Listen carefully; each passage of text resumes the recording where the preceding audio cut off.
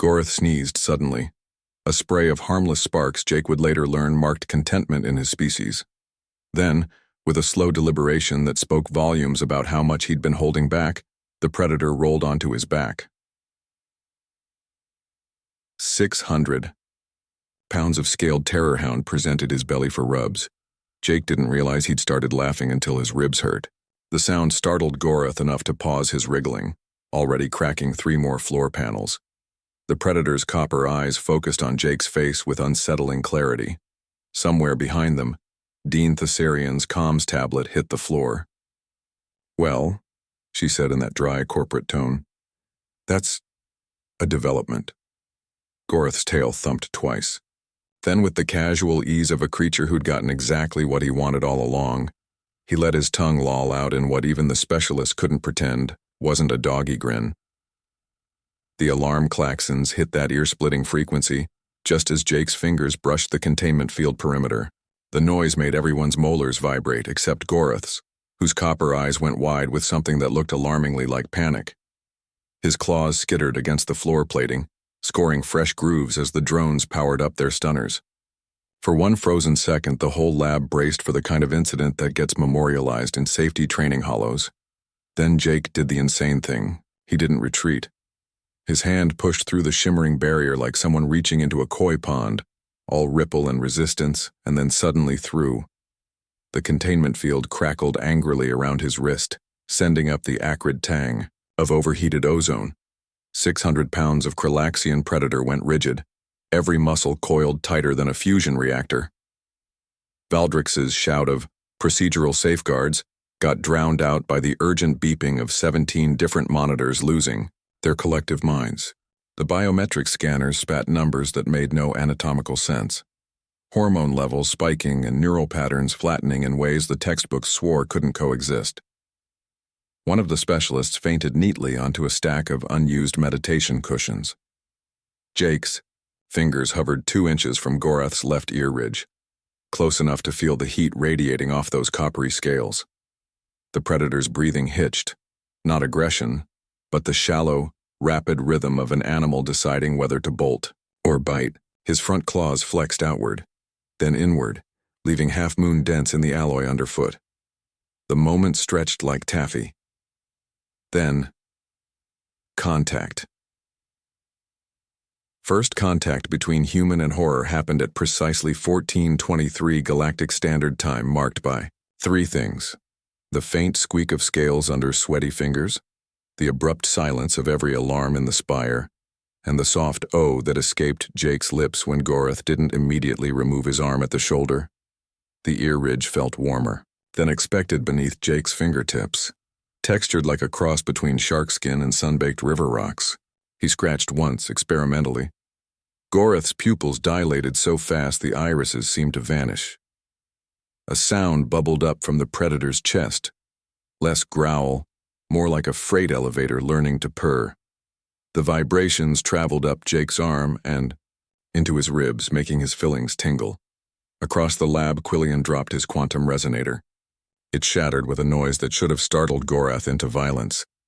Instead, the predator yawned, showing enough teeth to upholster a couch, and leaned harder into Jake's hand. His tail, previously assumed to be purely vestigial, thumped against the floor once, twice, left a dent the size of a dinner plate. You know that moment when you plug in a device you thought was broken, and it lights up immediately? Jake muttered to nobody in particular. Yeah. His other hand moved on. Autopilot, finding the spot just below Goreth's jaw where the scales transitioned to something softer. The purring intensified. Valdrix's holopad slipped from nerveless fingers. The display cracked radially around the words, "Egestion Index 98.7%. The professor made a noise like a deflating balloon. That's statistically impossible. Jake wasn't listening.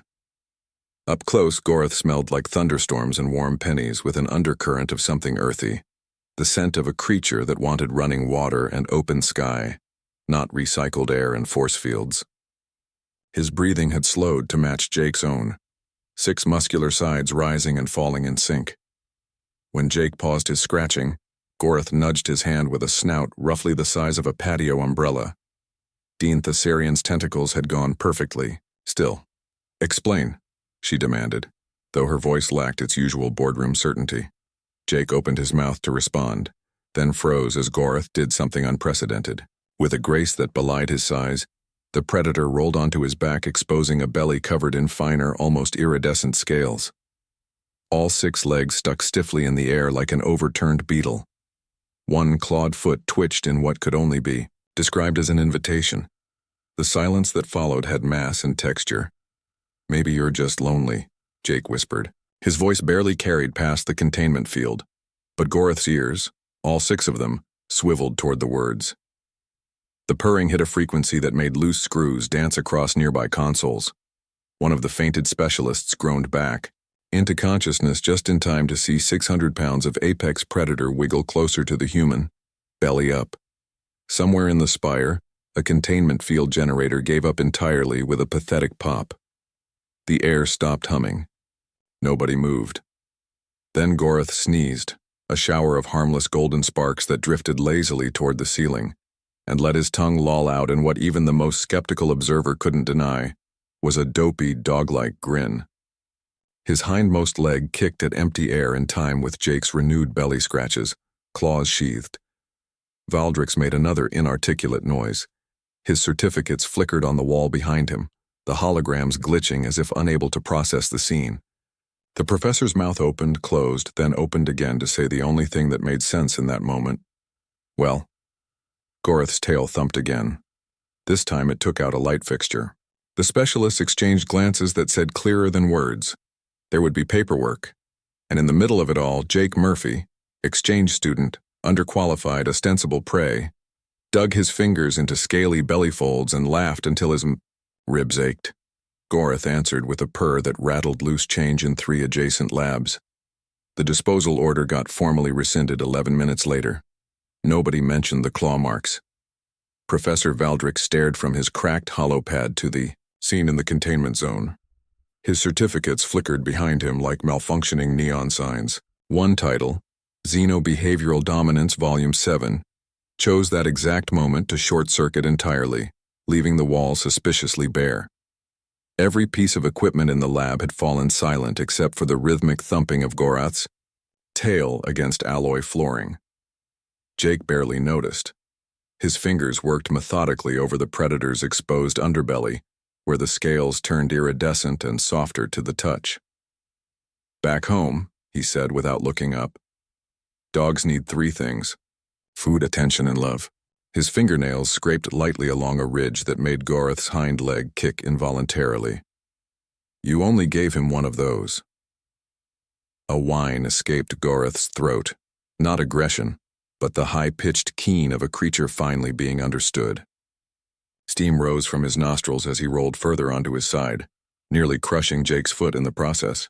The exchange student just leaned harder into the belly rub, eliciting a purr strong enough to rattle loose screws across 3 adjacent workstations. Dean Thessarian's tentacles unknotted themselves with soft, popping sounds. Her ocular implant zoomed in on Valdrix's holopad, which still displayed the blinking red termination order pending notification. With one smooth motion, she plucked the device from Valdrix's limp grasp. The disposal request dissolved from the screen before anyone could protest. "Perhaps," the dean mused, watching Gorath nose at Jake's pocket in search of treats, "we've misdefined intelligence." Her voice carried across the silent lab like a judge's gavel. Down in the containment zone, the Krylaxian predator had given up on subtlety. Gorath's massive head now rested in Jake's lap, copper eyes half-lidded in contentment. One ear twitched, occasionally, not toward the scientists but toward the hallways beyond, where curious students had begun gathering at every observation window. The creature's claws stayed carefully retracted, blunt edges barely dimpling Jake's trousers. By the next hour cycle, the newsfeed outside the science spire displayed rotating headlines no one had predicted. Terror-Hound domesticated by Belly. Rubs, and the more cautious xeno-behavior models under review. Jake found himself flanked by no fewer than 14 department heads on his way to the cafeteria. The agricultural researchers got first dibs on his time.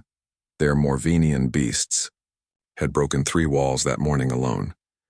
"Tell us," begged the lead agri-scientist, 3 of his eye stalks swiveling toward the messenger bag where Gorath now napped contentedly, "about these belly rub techniques." Across campus, containment fields powered down one by one. The air hummed with something subtler than force fields, the sound of locks clicking open after decades rusted shut. In Valdrix's lab, the professor slowly retrieved a toppled nutrient paste dispenser. He wiped dust from its housing, methodically checked the output calibration, then did something unprecedented in his 47 years of prize-winning research. He folded a piece of dried fruit into the mix. Gorath sniffed the air from 30 meters away, nostrils flaring at the unfamiliar scent. His head came up sharply, scattering Jake's notes. Valdrix held the paste packet at arm's length toward the predator, not through the delivery chute, but hand to snout. Like an offering, the whole science spire held its collective breath as Gorath considered the outstretched paste. His copper eyes flicked to Jake, got an encouraging nod, then back to Valdrix's trembling fingers. The predator took the food with surprising gentleness, being careful of his teeth. Valdrix exhaled for what might have been the first time in weeks. Soft pink tongue licked remnants from scaly lips. Then, with careful deliberation, Gorath butted his head against Valdrix's hip, not hard enough to topple the professor, but with enough force to make his sleeve crystals chime. The sound carried, farther than anyone could have predicted. The changes started small before they swept through Galactic University like a benign virus. First came the Agricultural Division's memo about their Morvenian beasts. Massive, armor-plated herbivores that had been demolishing containment walls for decades. The day after Jake's breakthrough with Gorath, some junior researcher decided to try an experiment. Instead of leaving the beasts alone between feedings, she sat with them, read aloud from datapads, even hummed off key folk songs from her homeworld. By week's end, the wall breaches dropped 89%. The beasts still stamped and snorted, but now they did it while pressing broad foreheads against the fence for scratches rather than battering rams. Maintenance teams found themselves with sudden downtime and no idea what to do with it. Then the rainbow serpents started talking. These were creatures the xenobiology department had classified as strictly solitary, luminous, whip-thin beings that communicated through chromatic skin pulses that allegedly meant, "Stay away." Students cramming for exams would watch the serpent's containment tanks flicker with warning hues through the long night hours. Until someone got the bright idea to house 2 together, for 3 days nothing. Then on the 4th morning, the lab assistant arrived to find the serpents coiled around each other, their scales pulsing in intricate interlocking patterns at speeds too fast for the naked eye. The department head nearly short-circuited her, ocular implants zooming in. What they'd assumed were threat displays turned out to be conversations. Complex ones. The first month of serpent socialization produced more research papers than the previous 5 years of isolation studies.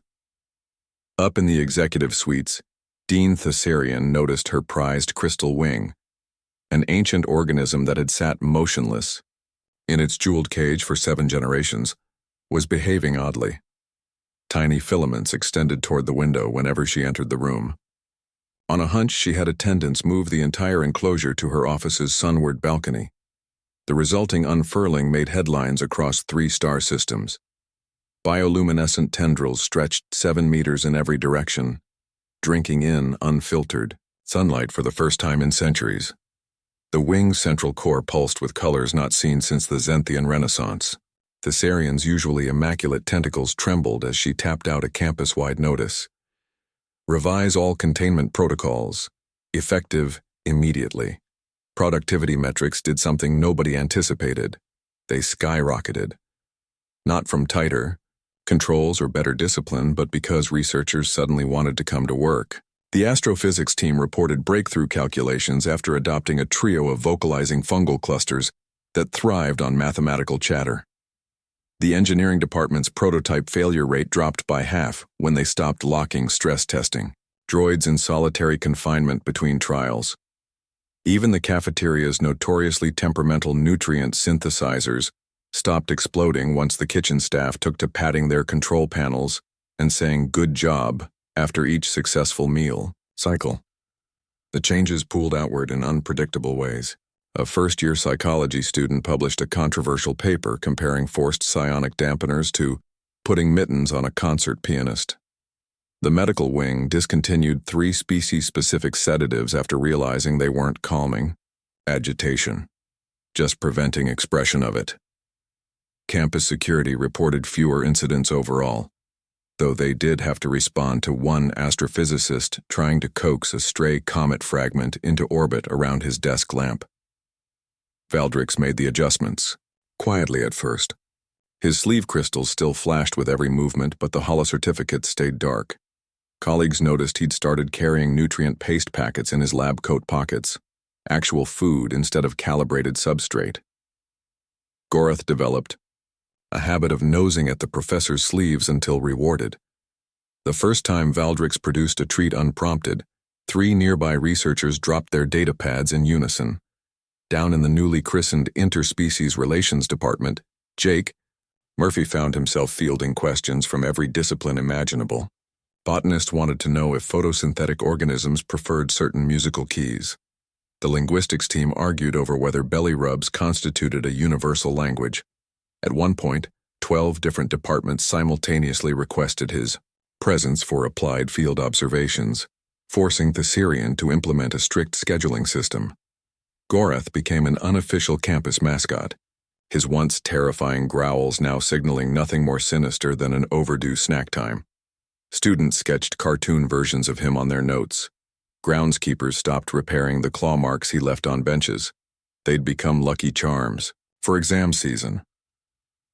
When Jake walked between buildings, he did so with 600 pounds of scaled shadow at his heels, drawing smiles instead of screams. The real shift wasn't in behaviors, but in assumptions. Where scientists once saw instinct, they now looked for preference. Where they'd documented aggression, they considered communication attempts. The change rippled beyond academia. Cargo haulers redesigned their stasis pods after realizing the terrifying roars weren't signs of distress but attempts to synchronize sleep cycles. 3 separate zoos announced radical habitat redesigns. Valdrix's revised paper on interspecies intelligence included a single line that caught fire across research networks. Perhaps the most civilized act is recognizing when we've mistaken another's language for noise. On rainy afternoons when the university's weather dome cycled through its programmed precipitation, you could find them all in the newly expanded courtyard, students trading notes with rainbow serpents coiled around their arms, professors offering treats to creatures once deemed too dangerous to approach, and at the center of it all, Jake Murphy scratching behind 6 ears while Gorath purred loud enough to rattle the teacups at the faculty lounge. Visitors often remarked on the strangest detail. Though the university now housed hundreds of previously dangerous species, no one felt afraid anymore. The air smelled different, fresher, like someone had finally opened windows nobody realized were sealed. And if Valdrix sometimes arrived late to meetings with scale polish smudges on his sleeves or Thessarian's tentacles occasionally sparkled with serpentine chromatic patterns, well, those were just the new norms of higher learning in an increasingly connected universe. Gorath learned to open doors by himself by month's end. His first independent act? Letting a pack of nervous first years into the lab after hours to meet the galaxy's most terrifying professor's pet. The ensuing viral holovids didn't hurt enrollment one bit. These days, you'll find Gorath padding through Galactic University's halls on 6 scarred legs, half mascot, half Jake's overgrown shadow. Students leave tributes in his favorite nap spots, fist-sized treats, scratched alloy balls, the occasional stolen lab coat. Turns out intelligence isn't just problem-solving or data retention. It's the spark when a creature realizes someone finally sees them, not as a specimen or a hazard, but as a being with preferences. Even Valdrix carries treats now, though he'll deny it if you ask. So next time you encounter something fearsome, alien or otherwise, ask yourself, what does it need that nobody's thought to give? Sometimes the answer's simpler than quantum matrices. Sometimes it's just an ear scratch and a good boy. Picture this. A 6-legged scaled Terror-Hound from the nightmare world of Krylax, snarling nonstop in a high-tech alien lab. The galaxy's top scientists have tried everything: quantum resonance chambers, meditation crystals, even multidimensional, psionic conditioning. Nothing works. Then an Earth exchange student steps forward with a radical idea. Maybe he's just lonely. What happens next will rewrite everything they thought they knew about interspecies intelligence. Jake Murphy stumbled off the interstellar shuttle, his shoes sticking slightly to the anti-grav plating of Galactic University's landing spire. His orientation packet flapped uselessly in the artificial breeze as he stared up at the crystalline towers. You could spot the Earth exchange students from 50 paces, that mix of wonder and jet lag, clutching their temporary pass chips too tightly. He found Professor Valdrix's lab exactly as advertised, at the top of the most pretentious spire, ringed, with holographic laurels that changed every 10 minutes to display a new achievement. The door scanned his pass and gave what sounded like a judgmental beep before sliding open. Inside smelled like ozone and something muskier underneath, with a constant low hum of containment fields. Gorath's enclosure dominated the center space, dwarfing even Valdrix's wall of floating certificates. The Predator's copper scales caught the light wrong, making him seem halfway between metallic and alive. He wasn't pacing exactly, more like tracing the exact same path in the alloy flooring over and over. Ah, the Terran. Valdrix didn't look, up from his hollow screen where equations pulsed in a language Jake didn't recognize. Observe my crowning achievement, Krylax's apex predator, bending to scientific rigor. The professor's talons gestured at the cage without acknowledging the way Gorath's nostrils flared at the motion. Through precise application of quantum behavioral matrices, we've reduced aggression by 73.2%. Jake swallowed. The numbers sounded impressive until you watched Gorath's claws flexing against the containment field, his 6 legs shifting like he'd rather be anywhere else. The creature's ribs showed under his scales in a way that didn't match the glossy lab reports on the walls. "Forgive me, Professor," Jake said slowly, "but has anyone just talked to him?" The words sounded ridiculous the moment they left his mouth. Valdrix's facial spines flushed violet. "Emotional projection is for lesser species, Mr. Murphy." He tapped the hollow screen, sending new calculations swirling. "Every variable is accounted for. The process is proceeding exactly according to my calculations." The way he said "my" made it clear whose name would be on the eventual plaque. Meanwhile, Gorath had gone perfectly still. His copper eyes tracked Jake with an intelligence none of the biometric scans had flagged. There was something in that gaze the behavioral models hadn't accounted for, something that didn't fit between Valdrix's neat lines of data. The containment field flickered just then. Neither professor nor instruments seemed to notice, but Jake saw Gorath's ears twitch toward the faulty emitter, then back to the humans, like he understood exactly what it meant. The creature exhaled through slitted nostrils. A sound almost. Like a sigh, Jake's orientation packet slipped from his fingers.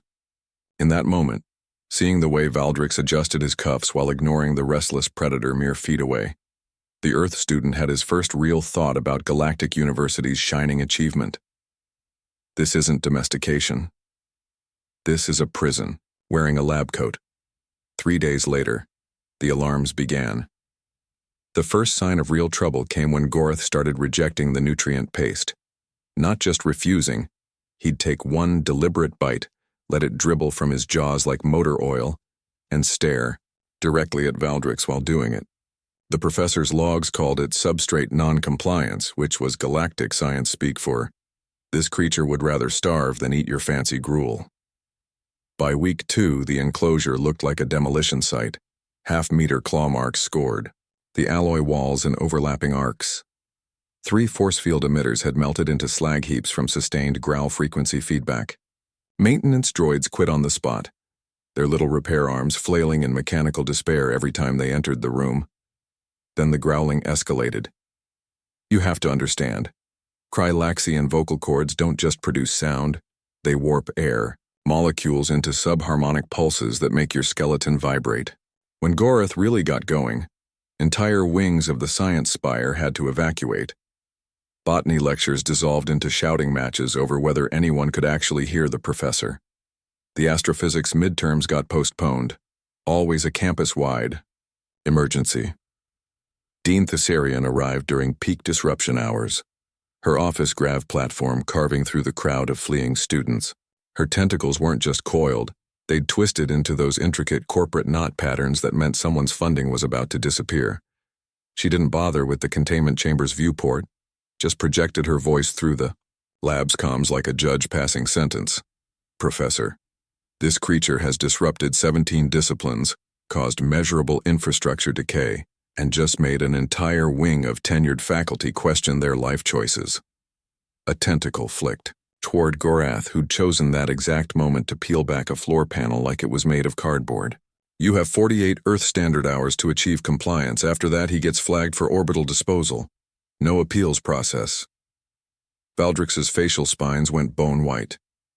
He started recalibrating matrices faster than the holoscreen could keep up, muttering about exogenous variables and recalcitrant biological substrates. It sounded impressive until you noticed he was tweaking the same 5 parameters over and over, like someone trying to fix a crashed starship by adjusting the cup holders. Jake watched from the observation deck as the professor's hands started shaking over the controls. Below them, Gorath had abandoned his demolition project. The predator stood motionless at the enclosure's transparent wall now, his front claws tapping the barrier in a slow, deliberate rhythm. Not attacking, just making noise, making sure someone paid attention. Then came the moment that slipped between the cracks of everyone's clipboards and protocols. Gorath turned his massive head upward, pressing his snout against the highest bars, where a strip of artificial sky shimmered through the lab's dome. His nostrils flared, drinking in unfiltered air for the first time since captivity. Every scale along his spine lay flat instead of bristled. Jake's hand tightened around the railing. He'd seen that exact posture before. Back home, when his neighbor's dog would stand pawing at the window during thunderstorms, desperate for any human to acknowledge its fear. The lab door hissed open behind them, and 3 specialists strode in trailing equipment cases. The first one's antennae twitched toward the wrecked enclosure. Ah, classic case of interdimensional psychic feedback, she declared, already unpacking meditation crystals. Jake barely bit back a groan as the second expert chimed in, adjusting his quantum resonator headset. Nonsense. The creature clearly needs his behavioral matrices realigned via tachyon pulse therapy. Meanwhile, Gorath had gone utterly still again, copper eyes tracking each new arrival with something disturbingly close to resignation, like he'd seen this script play out before and already knew how it ended. The third specialist, some high-collared, Vexthari with a psionic conditioning rig, barely glanced at the predator. We'll start multidimensional impulse therapy immediately. The Vega cloud serpents responded beautifully to this approach. Down in his cage, Gorath exhaled through slitted nostrils. Then he slowly, deliberately, ripped a hole straight through Zenthos's brand-new holoprojector. Jake didn't realize he'd spoken aloud until every head swiveled toward him. You're all treating him like a malfunctioning engine, he muttered. The words hung in the recirculated air, small and inconvenient as a wrench thrown into perfect machinery. A chime sounded from the dean's countdown clock. 24 hours remained. Doctor, Zenthos arrived first, antennae twitching with the confidence of someone who'd never met a problem that couldn't be solved with the right frequency.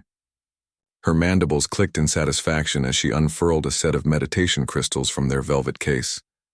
Predator wavelengths respond to quartz attuned at precisely 18.3 hertz, she announced, arranging them in a perfect dodecahedron around Gorath's mangled food dish. The crystals hummed to life, bathing the enclosure in a sickly green glow. Gorath sneezed, sending 2 of them skittering across the floor. Not to be outdone, Quillian barged in next with what looked like an oversized microwave welded to a gravity stabilizer. Behavioral matrices require quantum resonance realignment, he sniffed, slapping a tachyon collar around his own neck for good measure. The machine powered up with a sound like a dying starship, vibrating so hard it walked itself. 3 inches to the left. Gorath watched it with what might have been amusement, if you believed Terror-Hounds understood slapstick. Then came Vexthari, trailing ribbons of psionic energy from her brow ridges. She didn't bother introducing herself, just gestured at the containment field. Lower the barrier. Multidimensional conditioning requires direct ocular contact. Her assistants exchanged glances but complied. The force field flickered out just long enough for Vexthari to lock eyes with Gorath. I connect. With your primal essence, she boomed in the voice of universal truth. Gorath yawned, showing enough teeth to make a taxidermist giddy. Then he ripped a hole straight through Zenthos's brand-new holoprojector. The meditation crystals shattered in unison, spraying quartz shrapnel across the lab. Quillian's quantum resonator emitted a pathetic whine and died. Baldrix massaged his facial spines. The Vega cloud serpents responded beautifully to this technique, Vexthari insisted, even as she backpedaled from Gorath's latest claw swipe.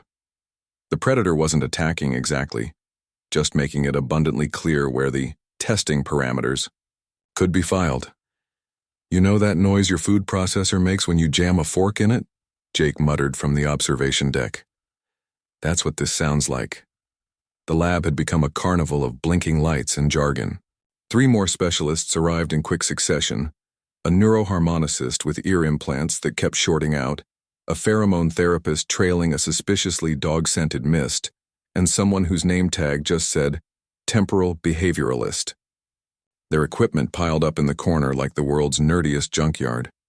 Gorath took one look at the growing menagerie and did something unprecedented. He sat, not the aggressive crouch of a predator, but the deliberate, almost theatrical sit of a creature who decided to wait out the absurdity. His copper eyes tracked from gadget to gadget, then landed on Jake. An ear twitched. Just once. Jake found himself moving before he'd made the decision. He sidestepped the pheromone diffuser, now emitting something that smelled like burnt popcorn, ducked under Quillian's rant about quantum entanglement solutions, and reached the observation window just as Gorath tilted his head. All 6 scientists were now arguing over the creature's core dysfunction matrix, their overlapping holoscreens creating a strobe effect that made Jake nauseous. Baldrix had started sweating through his lab coat, recalculating variables fast enough to give himself carpal tunnel. Gorath exhaled through his nostrils, that same sighing sound from earlier. Then he deliberately raised one front paw and licked, get the way Earth cats do when they're done with your nonsense. The gesture was so perfectly, devastatingly bored that Jake couldn't help it. You're all treating him like a malfunctioning engine, he said, not particularly quietly. His voice cut through the tech babble like a scalpel. Silence. 6 pairs of alien eyes swiveled toward him. Quillian's tachyon collar shorted out with a pop. Jake gestured at Gorath, who'd stopped mid-lick to watch the humans. Has anyone considered that maybe he doesn't need fixing? Just something else? The words sounded impossibly small in the face of all that gleaming technology. Vexthari's psionic ribbons recoiled. This creature is an apex predator from Krylax 9, she said, as if explaining gravity to a toddler. Its behavioral paradigms don't include something else. Down in the enclosure, Gorath made a sound suspiciously like a snort. Then he stretched, all 6 legs, full body, claws flexing, and deliberately knocked over Quillian's abandoned resonance chamber. It hit the floor with a crash that seemed to echo longer than physics allowed. The Dean's countdown clock chose that moment to chime. 24 hours remaining. Nobody spoke. Somewhere in the distance, an evacuation siren warbled. Probably the linguistics department fleeing another audio distortion wave. Jake watched Gorath's ears swivel toward the sound, then back to the humans. The predator wasn't growling anymore, just waiting. Baldrix's holoscreens flickered with half-completed equations, every variable accounted for, except one. While the lab buzzed with experts debating quantum solutions, Jake started noticing patterns nobody else saw, like how Gorath's ears, 3 on each side, each capable of independent movement, would swivel toward voices, but never got addressed directly. Or how the predator's worst bouts of destruction consistently came after 4-hour stretches, with no researchers present. The lab logs called it Solitary Confinement Protocol. Jake scribbled in the margins of his orientation packet. Gets lonely? Remembered his childhood dog, a terrier named Biscuit that would shred curtains every time they left him alone too long. The vet had shrugged. Separation anxiety, she'd said, handing them a $30 pheromone collar. His mom had laughed, until they tried leaving the TV on for company. Suddenly, no more shredded drapes. Jake watched one of Gorth's ears track Valdrix as the professor adjusted containment field parameters for the 14th time that hour. The predator's nostrils flared as Valdrix muttered about recalibrating aggression thresholds. But when the professor walked away without so much as glancing at the enclosure, all 6 of Gorth's legs stiffened. His claws flexed against the floor.